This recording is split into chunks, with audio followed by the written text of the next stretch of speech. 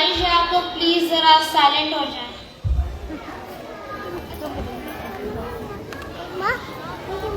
अपनी हर सांस तेरे नाम करते हैं, अपनी हर सांस तेरे नाम करते हैं, ऐ वतन हम तुझे सलाम करते हैं। मेरे मुआज़िज़ मेहमान और साथियों, अस्सलाम वालेकुम।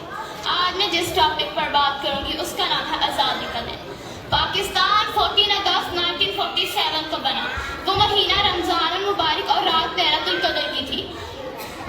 ये जो आज़ादी का दिन आज पूरे मुल्क में मनाया जा रहा है, इस आज़ादी की हमारे बुजुर्गों ने बहुत बड़ी कीमत अदा की है, जिसे हम कभी भुला नहीं सकते। मेरी नहीं है अर्ज़ पाक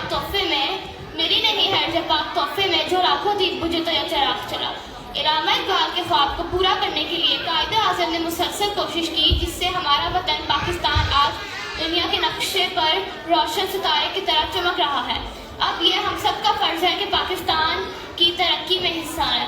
मैं अपनी स्पीच इस शेर पे ख़त्म करना चाहूँगी। ना समझोगे तो मिट जाओगे ऐ मुसलमानों, ना समझोगे तो मिट जाओगे ऐ मुसलमानों, तुम्हारी दास्तान तक ना होगी दास्तानों में। शुक्रिया।